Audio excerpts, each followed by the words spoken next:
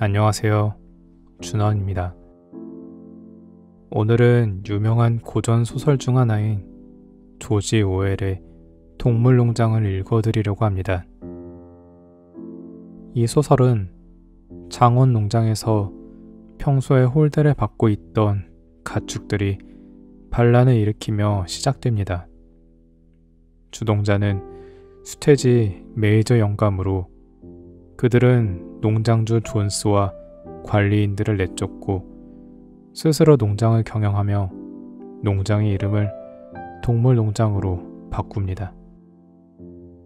비교적 지능이 발달한 돼지인 나폴레옹, 스노볼, 그리고 스콜러의 지도 아래 모든 동물들이 평등한 동물공화국 건설을 꿈꾸죠. 그야말로 평등의 이념에 입각한 이상적 사회인 것입니다.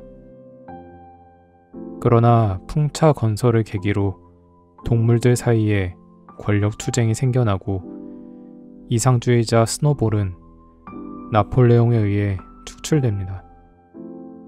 나폴레옹은 간교한 스콜러를 대변자로 내세워 동물들을 설득하기도 하고 통계를 조작하기도 하며 개 9마리를 앞세워 공포 정치도 펼칩니다.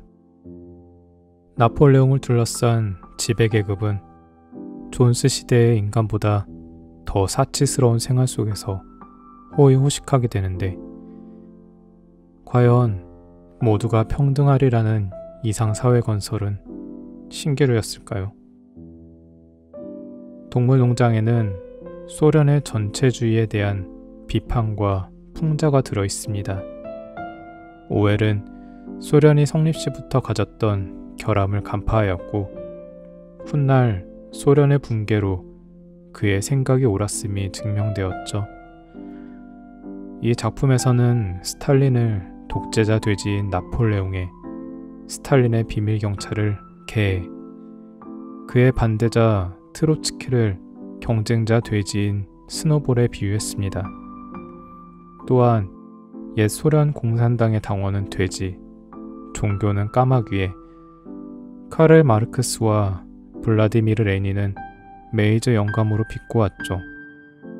또 쫓겨난 황제 니콜라이 2세는 농장주 존스로, 스탈린을 따르는 어리석은 민중은 양에 비유했습니다. 그러나 굳이 이 작품의 상징을 러시아 혁명이나 소련으로만 한정할 필요는 없습니다. 나폴레옹을 아돌프 히틀러로, 스노볼을 에른스트 램으로, 스콜러를 요제프 괴베스로 보아도 전혀 어색하지 않아요. 어느 시대, 어느 정치에서도 그러한 인물들은 존재할 것이기 때문입니다. 이것이 인간 세상이 품고 있는 근원적인 비극인 동시에 동물농장이 가지는 현재적 의의입니다. 저는 오늘 소설의 초장을 가볍게 읽어드리고 추후에 완독 버전을 올려드리도록 하겠습니다. 그럼 오늘도 편안한 밤 되세요.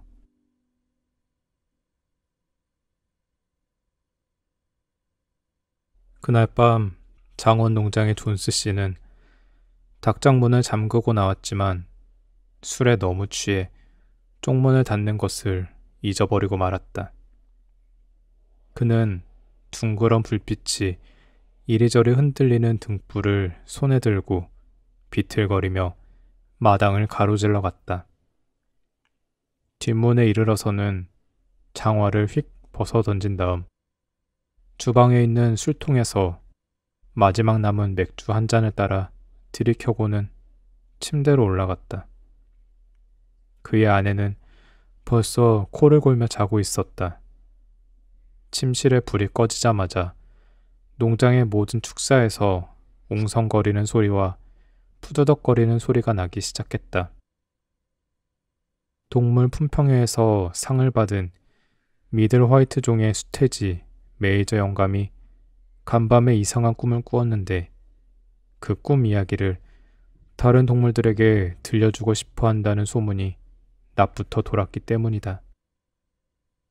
존스 씨가 잠들어 안전해지면 모두가 곧바로 헛간에 모이기로 약속을 했던 것이었다. 메이저 영감은 농장에서 가장 존경을 받고 있었기 때문에 그의 말을 듣기 위해서라면 모두들 1시간쯤 잠을 덜 자더라도 기꺼이 받아들일 수 있었다. 큰 헛간의 한쪽 구석에 만들어 놓은 연단 위에 메이저 영감이 지프로 만든 자리에 편안하게 앉아 있었고 그의 머리 위로는 대들보에 등이 매달려 있었다.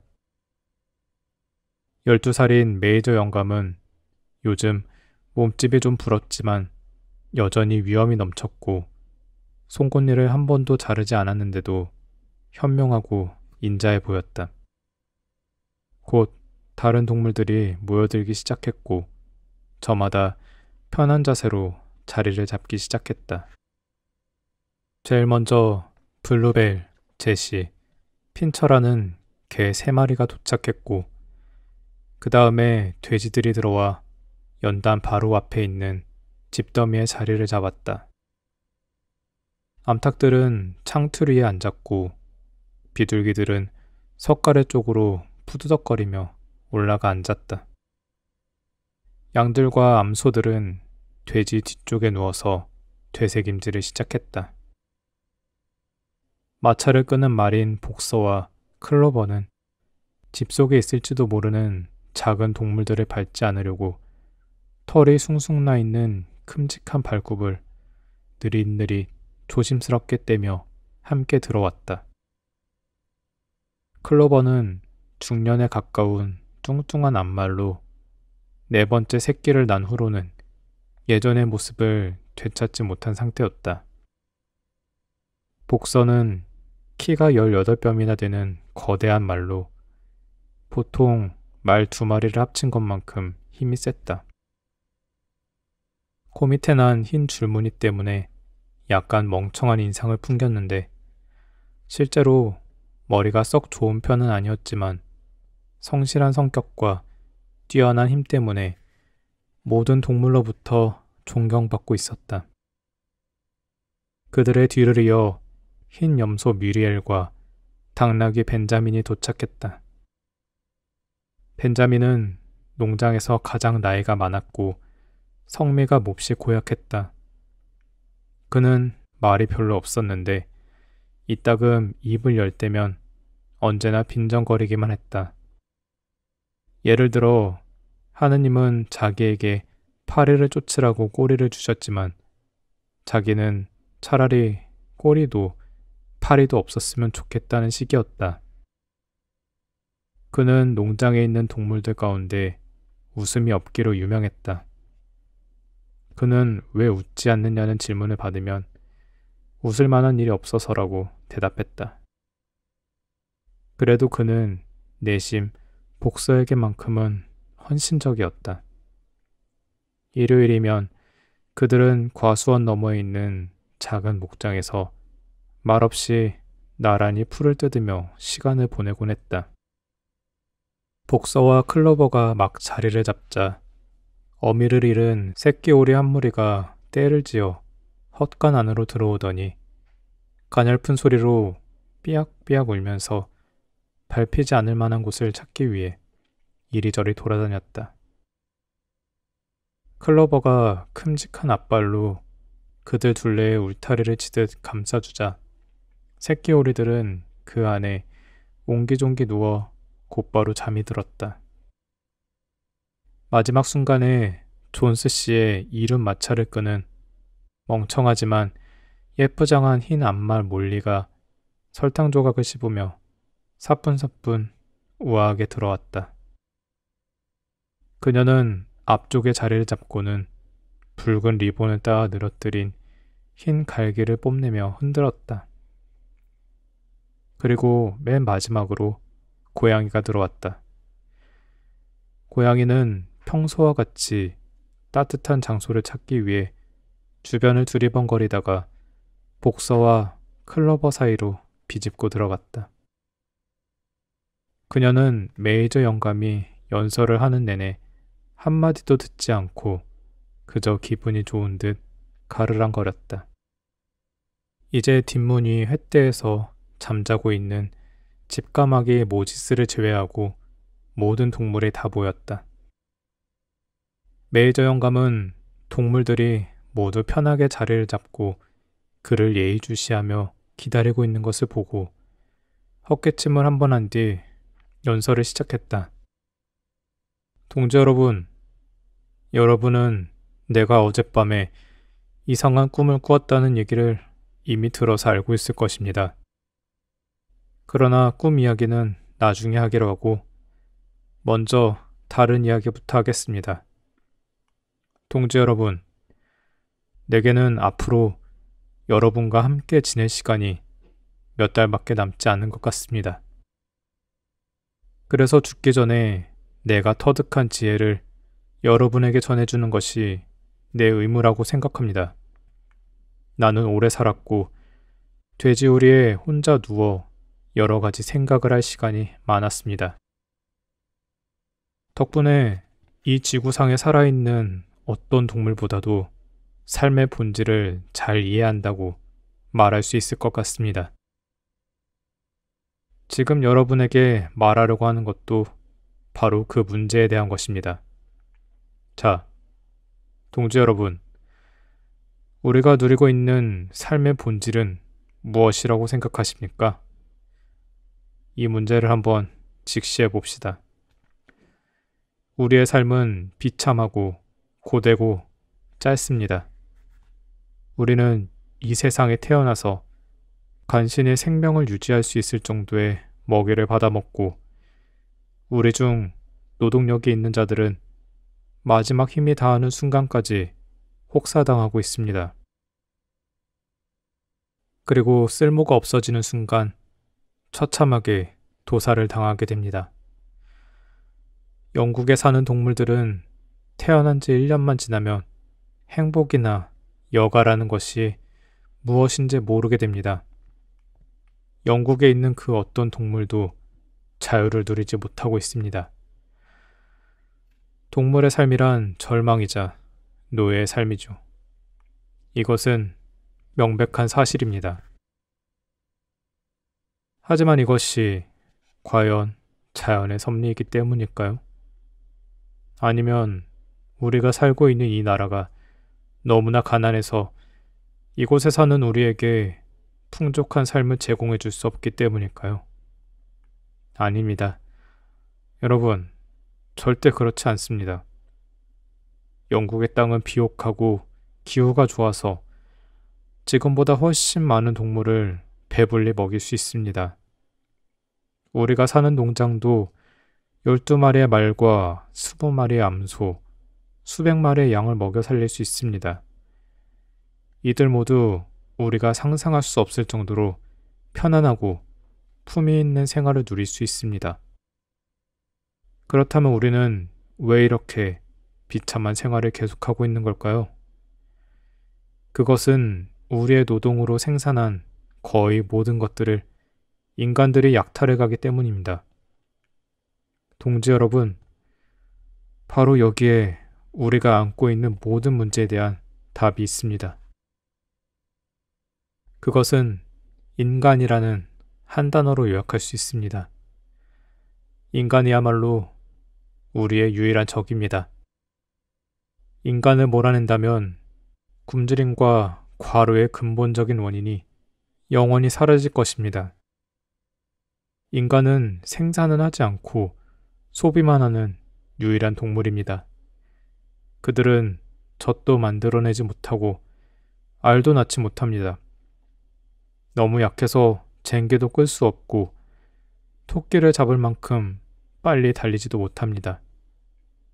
그러나 그들은 모든 동물의 왕입니다. 그들은 동물들을 부려먹고 굶어 죽지 않을 만큼의 식량을 제공하고 나머지는 독차지합니다. 우리의 노동력으로 땅을 경작하고 우리의 분노로 땅을 비옥하게 하지만 정작 우리에게는 벌거벗은 가죽밖에는 남은 것이 없습니다. 여기 내 앞에 계신 암소 여러분, 여러분이 지난 1년간 젖을 몇천 갤런이나 생산했나요? 그런데 송아지를 튼튼하게 키우는 데 쓰여야 할 그 우유가 어떻게 되었습니까? 마지막 한 방울까지 우리 적들의 목구멍을 죽이는 데 쓰였습니다. 그리고 암탉 여러분, 여러분은 1년 동안 얼마나 많은 알을 낳았습니까? 그중 부화하여 병아리가 된 것은 몇 개나 됩니까? 나머지 알은 전부 시장에 팔려가 존스와 그 일당들의 돈벌이가 되었습니다. 그리고 클로버, 당신이 낳은 망아지 4마리는 지금 어디에 있습니까? 당신이 나이가 들면 도움을 주고 기쁨을 줄 그들은 한 살이 되자마자 팔려갔습니다. 당신은 다시는 자식들을 보지 못할 것입니다. 4번이나 새끼를 낳았고 들에서 고생하며 일한 대가로 당신이 받은 것이 고작 굶어 죽지 않을 만큼의 먹이와 마구간 외에 대체 무엇입니까? 우리의 이런 비참한 삶은 타고난 수명을 누리는 것조차 허용되지 않습니다. 내 경우를 말하자면 그 점에서는 운이 좋았던 동물 중 하나이기 때문에 불만은 없습니다. 나는 12살이고 자식들도 400마리가 넘습니다. 이것이 돼지가 타고난 수명입니다. 하지만 모든 동물은 결국 잔인한 칼을 피할 수는 없습니다. 내 앞에 앉아있는 젊은 식용돼지 여러분, 여러분은 앞으로 1년도 못 가서 전부 도살장에서 비명 행사할 것입니다. 우리는 모두 그런 끔찍한 최후를 맞이할 것입니다. 암소와 돼지와 암탉과 양 모두가 말입니다. 심지어 말이나 개의 운명도 나을 것은 없습니다. 복서, 당신도 그 멋진 근육이 힘을 잃게 되는 순간 존스가 페마 도축업자에게 팔아넘길 것입니다. 그는 당신의 목을 자르고 삶아서 사냥개의 먹이로 만들 겁니다. 개의 신세로 말할 것 같으면 나이가 들고 이빨이 빠지면 존스가 그들의 목에 벽돌을 매달아 가까운 연못에 빠뜨려 죽일 겁니다. 그렇다면 동지 여러분, 우리 삶의 모든 불행이 인간들의 횡포 때문이라는 것이 명백하지 않습니까? 인간을 없애면 우리 노동의 산물은 온전히 우리의 것이 될 것입니다. 하룻밤 사이에 우리는 부자가 되고 자유로운 몸이 될 수 있습니다. 그렇다면 우리는 어떻게 해야 할까요? 그렇습니다. 밤낮으로 인류의 타도를 위해 몸과 마음을 다해 일해야 합니다. 동무들, 이것이 내가 여러분에게 전하고자 하는 메시지입니다. 반란을 일으킵시다. 그날이 언제 올지는 저도 모릅니다. 일주일 뒤가 될 수도 있고 100년 뒤가 될 수도 있습니다.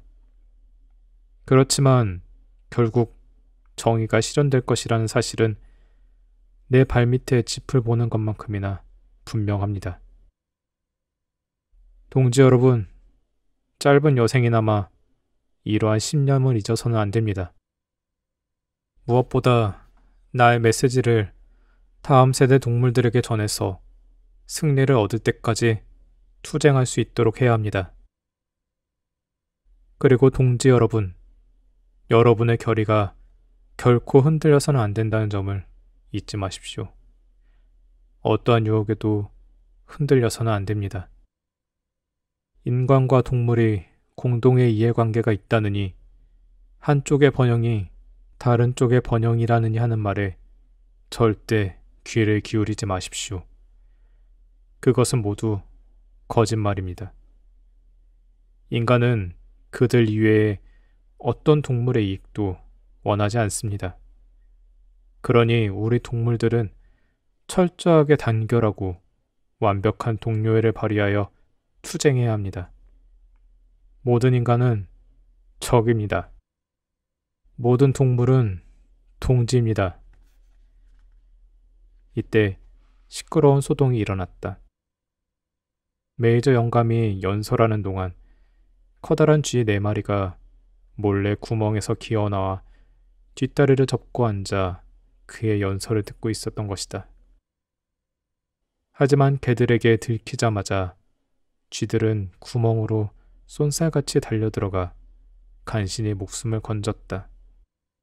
메이저 영감은 앞발을 들어 모두 조용히 하라고 했다. 동지 여러분, 이 시점에서 우리가 결정해야 하는 문제가 한 가지 있습니다. 쥐와 토끼 같은 들짐승들은 우리의 동지입니까? 적입니까? 이 문제에 대해 표결을 하도록 합시다. 쥐는 우리의 동지인가? 라는 문제를 안건으로 상정하는 바입니다. 즉시 투표가 진행되었고 압도적인 표를 얻어 쥐는 동지로 결정되었다. 반대표는 겨우 4표로 개 3마리와 고양이 1마리였다. 고양이는 양쪽에 다 투표를 한 사실이 나중에 밝혀졌다. 메이저 영감은 다시 연설을 이어갔다. 이제 내가 하고 싶은 말은 거의 다 했습니다. 다만 다시 한번 말하건대 인간과 그들이 하는 모든 방식에 대해 적대감을 가지는 것이 여러분의 의무라는 것을 결코 잊어서는 안 됩니다. 2발로 걷는 자는 모두 적입니다. 4발로 걷는 자, 날개를 가진 자는 누구든지 우리의 동무입니다. 그리고 한 가지 더 기억해야 하는 것은 인간과 투쟁할 때 우리가 그들을 닮아가서는 안 된다는 것입니다. 인간을 정복한 뒤에도 그들의 악습에 물들어서는 안 됩니다. 어떤 동물도 집에 살거나 침대에서 잠을 자거나 옷을 입거나 술을 마시거나 담배를 피우거나 장사를 해서는 안 됩니다. 인간의 모든 습관은 사악하기 때문입니다. 그리고 무엇보다도 중요한 것은 그 어떤 동물도 서로를 탄압해서는 안 된다는 것입니다. 약하든 강하든 현명하든 우둔하든 우리는 모두 형제입니다. 그 어떤 동물도 다른 동물을 살해해서는 안 됩니다. 모든 동물은 평등합니다. 자, 동지 여러분, 이제 간밤에 내가 꾼 꿈 얘기를 하겠습니다. 여러분들에게 그 꿈을 생생하게 설명할 수는 없지만 분명한 것은 그것이 인간이 사라진 후에 펼쳐질 세상에 대한 꿈이었다는 것입니다. 그 꿈 덕분에 나는 오랫동안 잊고 지냈던 사실을 기억해낼 수 있었습니다. 수년 전 내가 새끼돼지였던 시절에 우리 어머니와 다른 암돼지들이 부르던 노래가 하나 있었습니다.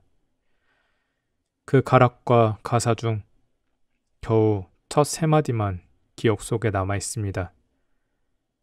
어렸을 때는 그 가락을 알고 있었지만 그 후로 잊고 있었습니다. 그런데 어젯밤에 그 가락이 꿈속에서 되살아났습니다.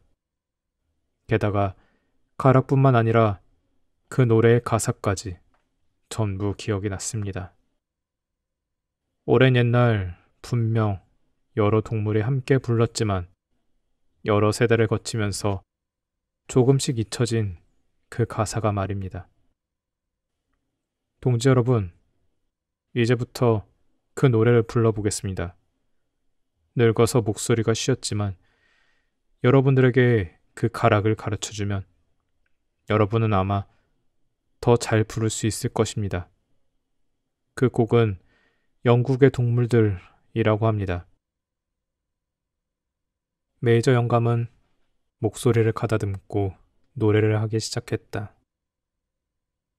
그의 말대로 목소리는 쉬었지만 꽤 잘 불렀다. 그 곡은 클레멘타인과 라쿠카라차를 합쳐놓은 듯한 감동적인 가락이었다. 가사는 다음과 같았다. 영국의 동물들이여, 아일랜드의 동물들이여, 그리고 온 세계의 동물들이여, 즐거운 소식에 귀를 기울여라. 황금빛 미래의 소식을. 머지않아 그날이 오리라. 폭군 인간이 전복당하고 풍요로운 영국의 들판에는 오직 동물들만이 활보하리라. 꽃두레가 우리 코에서 사라지고 멍에가 우리 등에서 사라지리라. 제갈과 박차가 영원히 녹슬고 잔인한 채찍은 더는 휘둘러지지 않으리라. 상상조차 할 수 없는 부유함이 밀과 보리, 귀리와 건초, 토끼풀과 콩과 사탕무가 그날이면 우리의 것이 되리라. 영국의 들판은 찬란하게 빛나고 강물은 더욱 맑아지리라. 미풍은 더욱 감미롭게 불어오리라. 우리가 자유가 되는 바로 그날에. 그날을 위해 우리 모두 일하리라. 비록 그날을 못 보고 죽을지라도 암소도 말도 거위도 칠면조도 모두 자유를 위해 열심히 힘쓰리라. 영국의 동물들이여, 아일랜드의 동물들이여, 온 세상 방방곡곡의 동물들이여, 귀 기울여 듣고 널리 전하라. 황금빛 미래의 빛나는 소식을. 메이저 영감이 이 노래를 부르자 동물들은 흥분의 도가니에 빠졌다. 그가 노래를 다 부르기도 전에 동물들은 노래를 따라 부르기 시작했다. 가장 우둔한 동물들까지도 곡조와 가사 몇 소절을 주워들어 익혔고 돼지나 개처럼 머리가 좋은 동물들은 몇 분 이내에 노래를 전부 외웠다. 그리고 몇 번 연습을 한 뒤 농장의 모든 동물이 우렁차게 영국의 동물들을 합창했다. 암소들은 음매, 개는 멍멍, 양은 매매, 말은 히힝, 오리는 꾀꾀거리며 노래를 불렀다. 동물들은 이 노래가 몹시 마음에 들어 연달아 5번이나 불러댔고 누가 방해하지만 않았다면 밤새도록 노래를 불렀을 것이다. 그러나 안타깝게도 소란스러운 노랫소리에 존스 씨가 잠에서 깨 앞마당에 여우가 들어온 게 틀림없다고 생각하며 침대에서 벌떡 일어났다. 그는 침실 구석에 늘 세워져 있는 총을 들고 나와 어둠 속을 향해 총을 6차례 발사했다. 총알은 창고 벽에 박혔고 회의는 부랴부랴 해산되었다. 모두 각자 잠자리로 정신없이 흩어졌다. 새들은 횃대로 날아갔고 동물들은 집더미 속으로 들어갔다. 농장 전체가 순식간에 잠에 빠져들었다.